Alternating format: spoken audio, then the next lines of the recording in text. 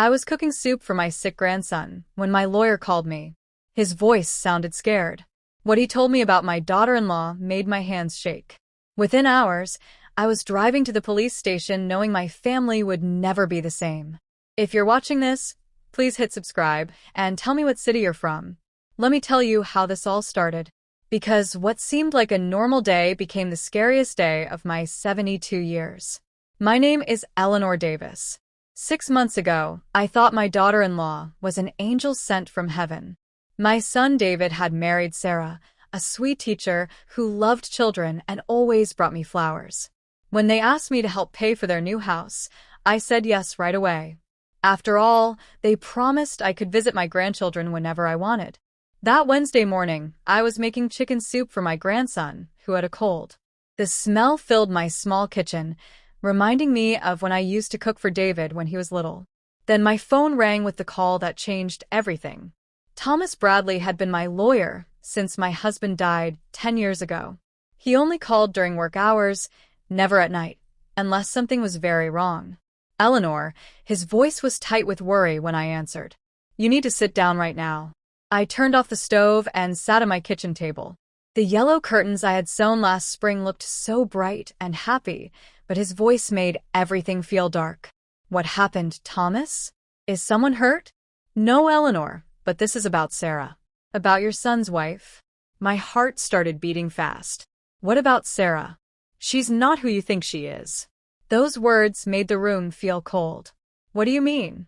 I asked. I mean Sarah Miller Davis is not her real name. The person your son married has been lying to your whole family. I almost laughed, but it sounded nervous and scared. Thomas, that's crazy. I've known Sarah for 2 years. She teaches first grade at Maple Elementary. She grew up on a farm in Iowa. Her parents died in a fire when she was 20. Eleanor, there is no Sarah Miller who ever taught at Maple Elementary. The woman your son married is using a fake name. The soup pot started making noise as it cooled down. I stared at the recipe card stuck to my fridge, written in my mother's handwriting. Such a normal thing to look at during such a strange conversation. That can't be true, I whispered. I'm afraid it is.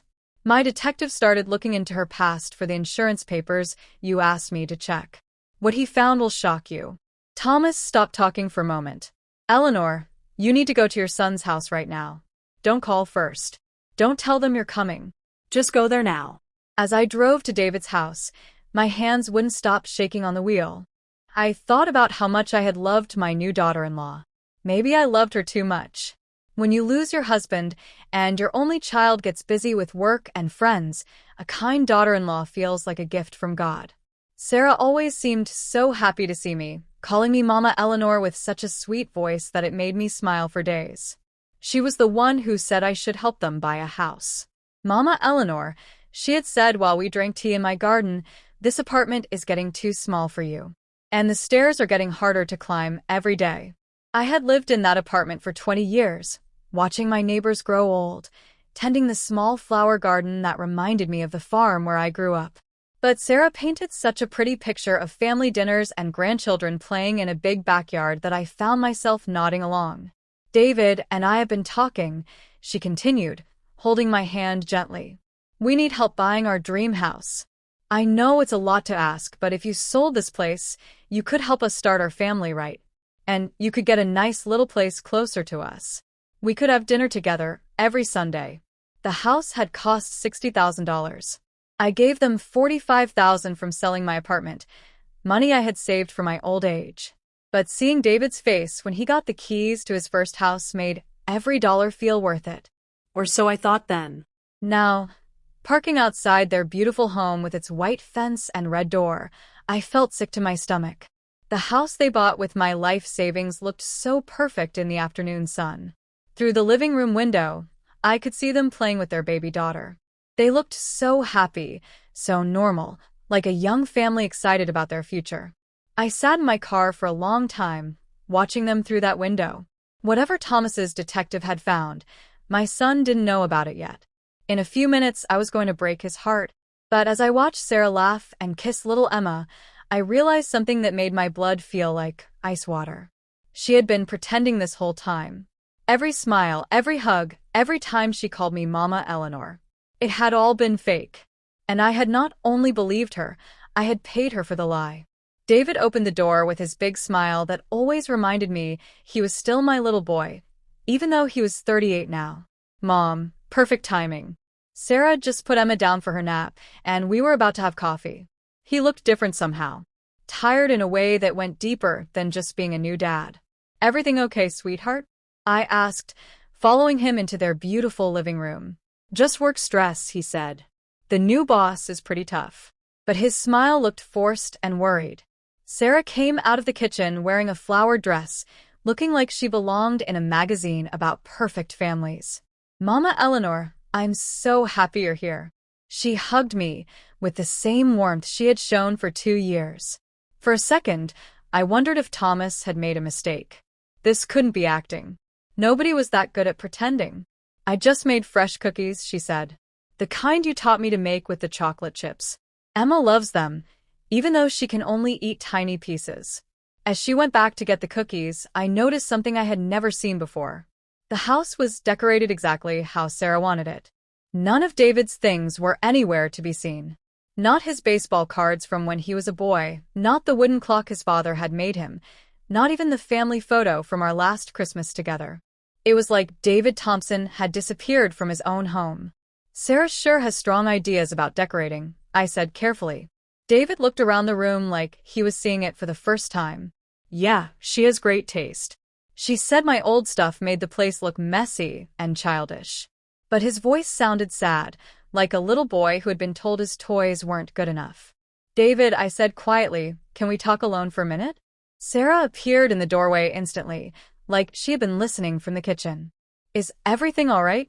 Everything's fine, dear, I said with a smile that hurt my face. I just wanted to ask David about his work project. Her eyes got narrow for just a second. So narrow that 6 months ago, I would have missed it. But now I was looking for cracks in her act. And I found them. Actually, David said I should check on Emma anyway. Mom, want to see her new nursery? Sarah decorated it all by herself. As we walked down the hall, I saw Sarah in the corner of my eye. She wasn't going to the kitchen. She was standing still, watching us walk away, and the look on her face wasn't loving concern. It was cold calculation. In Emma's nursery, surrounded by pink walls and stuffed animals, I closed the door and turned to my son. David, I need to ask you something important. And I need you to tell me the truth. How much do you really know about Sarah's past? David sat down in the rocking chair where Sarah fed the baby, and I saw something in his eyes that broke my heart. Relief, like someone had finally asked the question he was afraid to ask himself. Why? He said softly. What's wrong? You answer me first. What do you actually know about where she came from? He was quiet for a long time, looking at his hands. She grew up on a farm in Iowa, lost her parents in a house fire when she was 20, worked 3 jobs to pay for college, moved here 4 years ago for a fresh start. Have you ever seen pictures of her family, her childhood home, her college friends? She says it's too painful to talk about. The fire was so terrible. But I could hear doubt creeping into his voice. Mom, what's going on? I pulled out my phone and showed him the text from Thomas. David, my lawyer's detective looked into Sarah's background for some legal papers. There is no record of a Sarah Miller ever teaching at Maple Elementary School. The color left his face completely. That's impossible. She gets calls from the school. She talks about her students all the time. When have you actually heard those calls? David opened his mouth to answer, then closed it. His eyes got wide like he was realizing something scary. She takes all her calls in the bedroom. Says the kids' information is private. Have you ever been to the school? Met the other teachers? She said they don't allow family visits during school hours. His voice was barely a whisper now. Mom, you're scaring me. I'm scared too, honey. But there's more to tell you. Before I could say anything else, we heard Sarah's voice from downstairs. Coffee's ready, you two. Come down before it gets cold. David looked at me with eyes that reminded me of when he was 8 years old, and the bigger kids at school were mean to him. What do I do? We go drink coffee, I said. And we act normal while I figure out how to tell you the rest. But as we walked back down the stairs, I saw Sarah standing by the coffee pot, and something about the way she stood, too straight, too alert, told me she had heard more of our conversation than we knew. The dining room table was set with my good dishes, the ones I had given them for their wedding.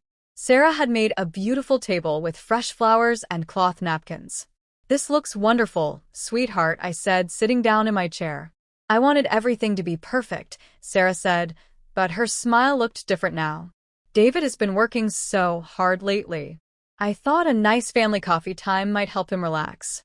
As we started eating the cookies and drinking coffee, I watched my daughter-in-law very carefully. Every move, every word, every smile, looking for the real woman hiding underneath the act. And slowly, I began to see her. "So, Mama Eleanor," Sarah said, cutting her cookie into tiny pieces. "How do you like your new apartment? I hope you don't miss your old place too much." There was something in her voice, too casual but also too sharp, that made my heart beat faster. "Actually," I said carefully, "I've been thinking about that.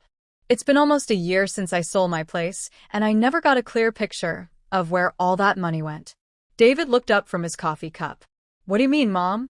"Well, you said the house cost $60,000 and I gave you $45,000, but I actually gave you $50,000 total. What happened to the other $5,000? The room got very quiet, like when a storm is coming. David looked confused, trying to do math in his head, while Sarah's fork stopped halfway to her mouth. "There were other costs," Sarah said finally. "Moving expenses, some furniture, my student loans that came due." "Your student loans?" I kept my voice light and friendly. "I thought you said you worked 3 jobs to pay for college." Another pause. "I had to take loans for my last year. My jobs didn't pay enough." But David was staring at her now, looking more and more confused. "Sarah, you never mentioned student loans. When we applied for the house loan, you said you didn't owe any money." I watched the fake mask slip from her face for just a moment, long enough to see panic underneath. Then it was back, but not as perfect as before. "I was embarrassed about the debt," she said, reaching for David's hand. "You were doing so well with money, and I didn't want you to think less of me." "But where are the loan papers?" David asked. "I handle all our money now. I've never seen any student loan bills." Sarah pulled her hand away and stood up quickly. "I need to check on Emma. She might be waking up from her nap." She left the room fast, leaving David and me alone with all the questions that had no good answers. "Mom," David whispered. "What else did the detective find?" I pulled out the folder Thomas had given me and put it on the table between us. "Her real name is Sandra Blackwell. She's 32, not 28 like she told you. She was married twice before. Both husbands left her when they found out she was stealing their money." David stared at the papers like they were written in a language he couldn't read. "This can't be right." "The woman you married is a professional con artist, David. She finds successful men who are lonely or recently hurt. She becomes exactly what they need her to be, marries them quickly, and then starts taking their money." From upstairs came the sound of Emma crying and Sarah's voice, singing a lullaby. Such normal sounds for such an abnormal conversation. But I couldn't shake the feeling that Sarah was listening to every word we said. "The $5,000 from my apartment money," I continued quietly. "She didn't use it for student loans or furniture. She sent it to an account in Nevada, where her sister lives. Her sister, who supposedly died in that house fire with their parents." David was shaking his head slowly, like a man trying to wake up from a bad dream. "But she loves Emma. She loves me." "I know she loves us. Honey, she's very good at her job." The house upstairs had gone very quiet. Even Emma had stopped crying. David noticed too, looking up at the ceiling. "Sarah, everything okay up there?" No answer. I felt cold chills run down my back. "David, where does she keep her purse?" "On the table by the front door." "Why?" We both stood up at the same time, walking quickly but quietly toward the front hall.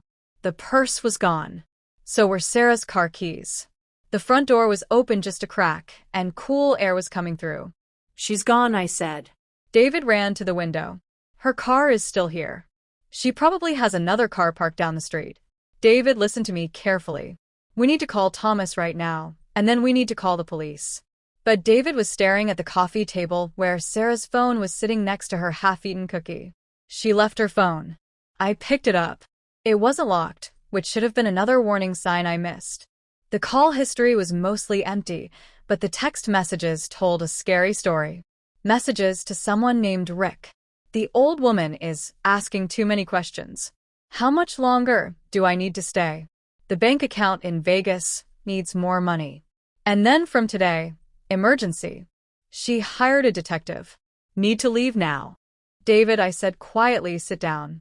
He was reading over my shoulder, his face getting whiter with each message. She was planning to leave anyway. Yes, but not until she took everything she could get. I looked at the photos on her phone. It was mostly empty, but there were several screenshots. Pictures of bank statements, insurance papers, and investment accounts. All of them belonged to David. She's been taking pictures of your financial information, I said. Planning her final robbery. David fell into a chair, looking like a man who just realized he'd been living with a stranger.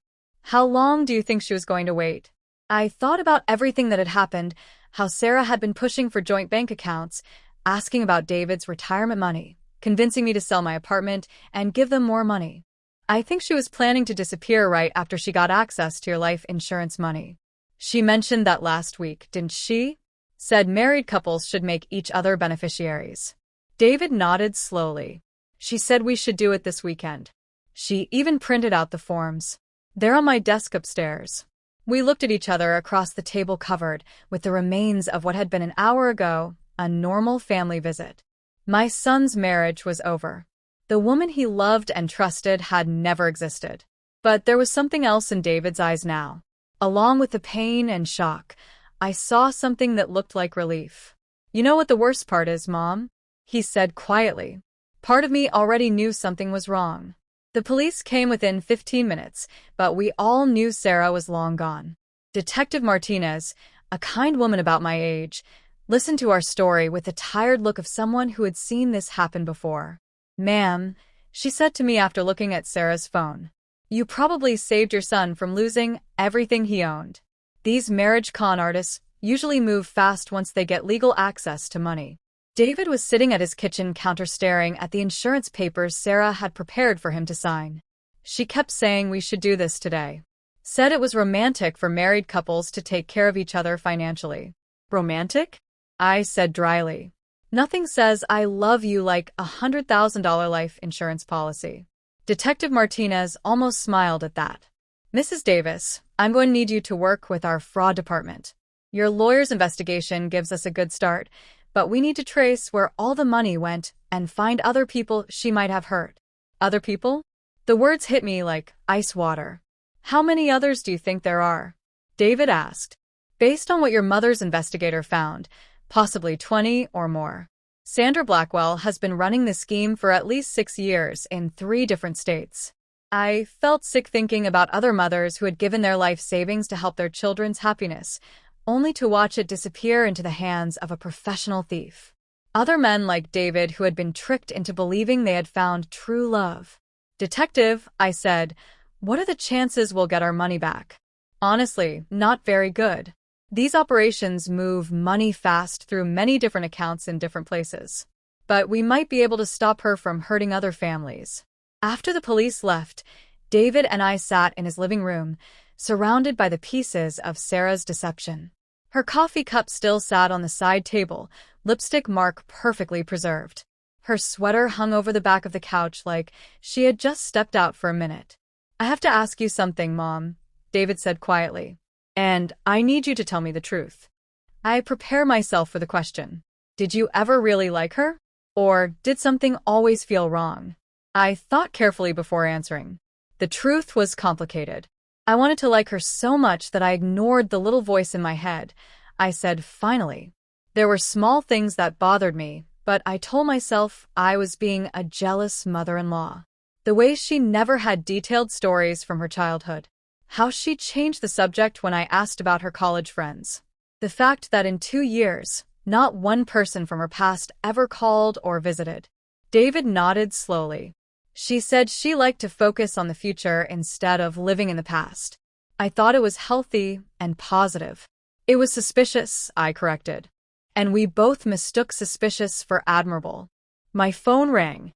Thomas's name appeared on the screen. The investigator found something else, Thomas said, without any greeting. Can you and David come to my office first thing tomorrow morning? What kind of something else? The kind that's going to make you very angry. The next morning, Thomas's office felt different. Instead of the usual quiet atmosphere of legal meetings, there was an energy that reminded me of a war room. Papers covered every surface, and a man I didn't know sat at the conference table with a laptop and several thick folders. Eleanor, David, this is Detective Frank Morrison from the Multi-State Financial Crimes Task Force. Detective Morrison stood to shake our hands. He was younger than I expected, maybe 40, with the kind of focused attention that made you listen carefully. Mrs. Davis, your decision to investigate Sarah Miller may have helped us crack the biggest marriage fraud case we've seen in 5 years. He opened one of the folders and spread out photographs, driver's licenses, wedding photos, and what looked like surveillance pictures. All featured the same woman, but with different hair colors, different names, different men beside her. Sandra Blackwell, alias Sarah Miller, alias Susan Manning, alias Sally Brooks, Detective Morrison continued. For different identities that we know of, maybe more. 15 confirmed victims across Nevada, Utah, Colorado, and now New Mexico. David stared at a wedding photo showing Sarah or Sandra or whoever she really was in a white dress, smiling beautifully next to a man who wasn't him. How long has she been doing this? Our earliest confirmed case goes back 7 years, but we think she's been perfecting this scheme much longer. I studied the faces in the photographs. The victims, not Sandra. They all looked similar. Middle-aged professional men, most recently divorced or widowed. All with that slightly desperate look of people who had given up on finding love and then found what seemed like a miracle. What's her total take? I asked. Detective Morrison looked at his notes. Conservative estimate, $1.8 million. The number hung in the air like a heavy weight. David made a sound like he couldn't breathe. But here's what's interesting, the detective continued. In every previous case, she disappeared within 4 to 6 months of marriage. With your son, she stayed for almost 2 years. That suggests something different about this operation. Different how? I asked, though I was beginning to think I knew the answer. She was building something bigger. The other victims lost their savings and sometimes their homes, but none of them had a wealthy mother who could be manipulated into giving more money. The room went very quiet. I felt David's eyes on me, but I kept staring at the photographs spread across the table. You're saying I was the real target, I said finally. David was just the way to get to me. That's what we think. Everything about the timeline supports it. She met David right after his promotion was announced in the newspaper. She researched his family, learned about your husband's life insurance money, your apartment value, your close relationship with your son. I thought about all those conversations where Sarah had gently asked about my finances, my plans for retirement, my thoughts about leaving David money versus enjoying it while I was alive. I had thought she was being caring. Instead, she had been calculating. So what now? David asked. Detective Morrison leaned forward. Now we set a trap. Absolutely not, David said immediately. I won't let my mother be bait for this woman. It's not your choice, I said calmly, surprising myself with how steady my voice sounded. It's mine. We were still in Thomas's office, but the feeling had changed from sharing information to making battle plans. Detective Morrison had explained his idea. Use me to get Sandra back into contact, hopefully catching her trying to steal more money. Mrs. Davis, the detective said, I understand your son's concerns. This isn't safe, but Sandra's history suggests she won't be able to resist coming back for what she sees as unfinished business. What makes you so sure she'll contact my mother? David asked. Thomas pulled out another file. Because according to the financial analysis, she never got the main prize. Eleanor, show him your bank statements. I had brought my financial records as requested, though I wasn't sure why they mattered now. David looked at the numbers, and his eyes got wide. Mom, this shows you still have over $200,000 in savings and investments. I thought the apartment money was most of what you had. I let you think that because I didn't want you to feel bad about accepting my help, I said. But your father's life insurance and our retirement savings were substantial. The apartment money was extra. Detective Morrison nodded.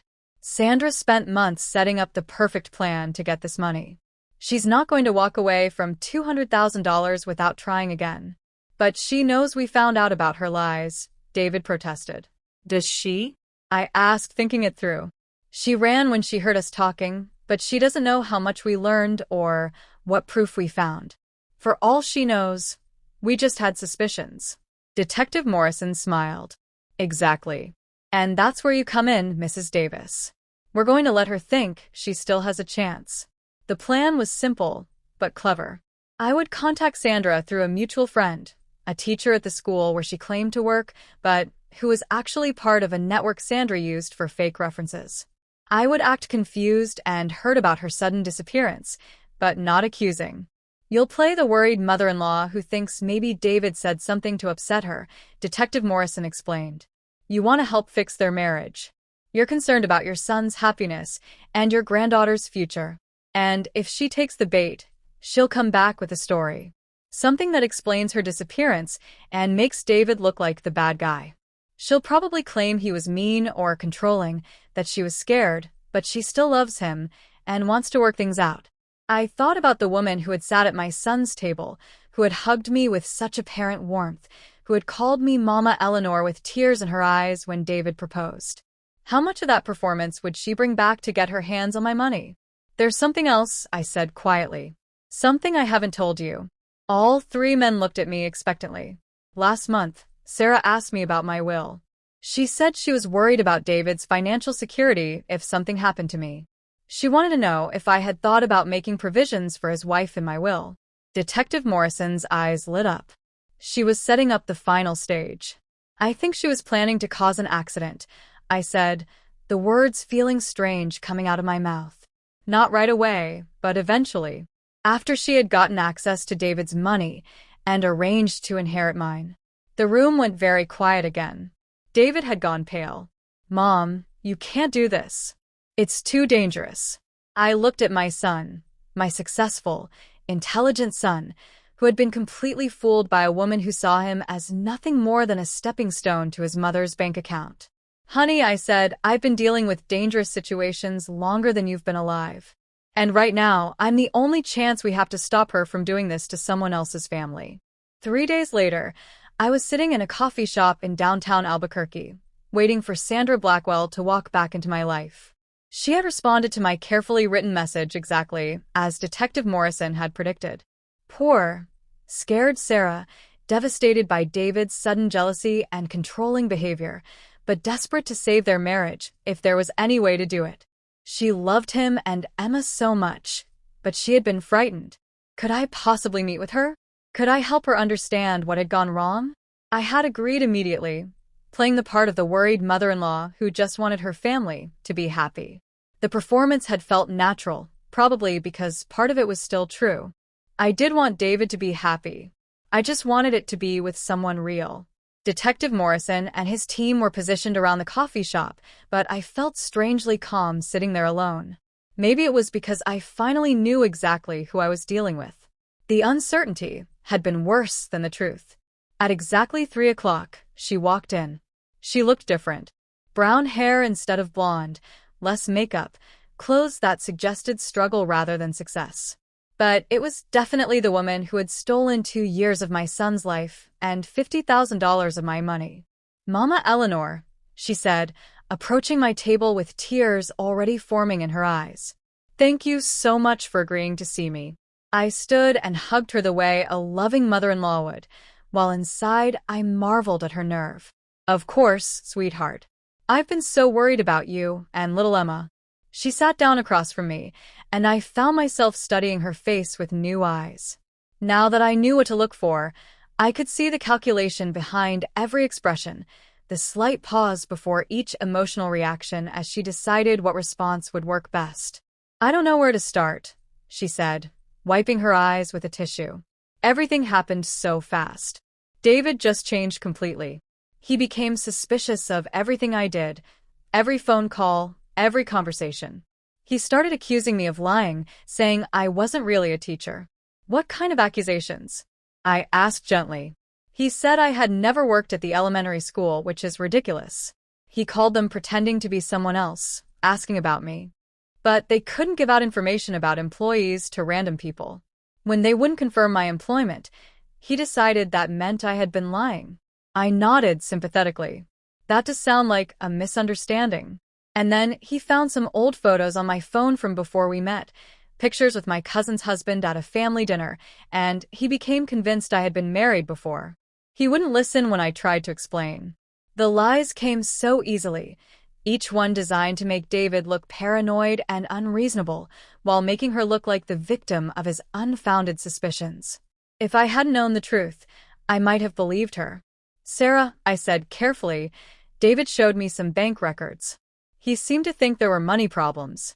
For just a moment, her composure slipped. I saw a flash of cold calculation before the tears returned. "That's the worst part," she said. "He's convinced I took money from your apartment sale. Mama Eleanor, I would never do that. You've been like a real mother to me."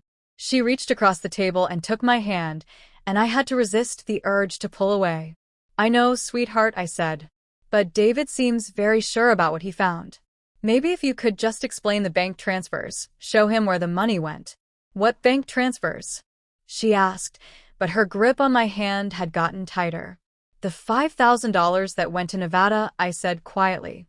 "He thinks you sent it to someone there." Sandra went very still. When she looked up at me again, all pretense had disappeared from her eyes. "How much do you really know?" she asked, her voice completely different now.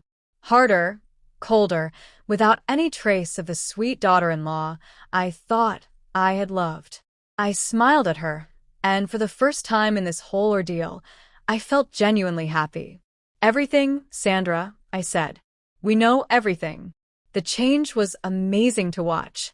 In seconds, Sandra Blackwell shed every trace of the vulnerable, heartbroken young wife and revealed herself as the predator she had always been. "You have no idea what you're dealing with," she said, her voice low and dangerous. "That money is gone, and there's nothing you can do to get it back." "Actually," I said, "there's quite a lot we can do." I gestured slightly, and Detective Morrison appeared at our table like he had been invisible until that moment. 2 other officers appeared at the coffee shop exits. "Sandra Blackwell, you're under arrest for fraud, identity theft, and conspiracy to commit financial elder abuse."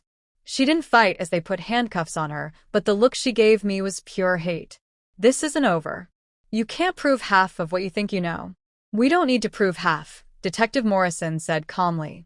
"We only need to prove enough." As they led her away, I felt a strange mix of satisfaction and sadness. Satisfaction because justice was finally happening. Not just for David and me, but for all the other families she had destroyed. Sadness because I genuinely liked the person I thought she was, even though that person had never existed. David appeared at my side as the police car drove away. "Are you okay, Mom?"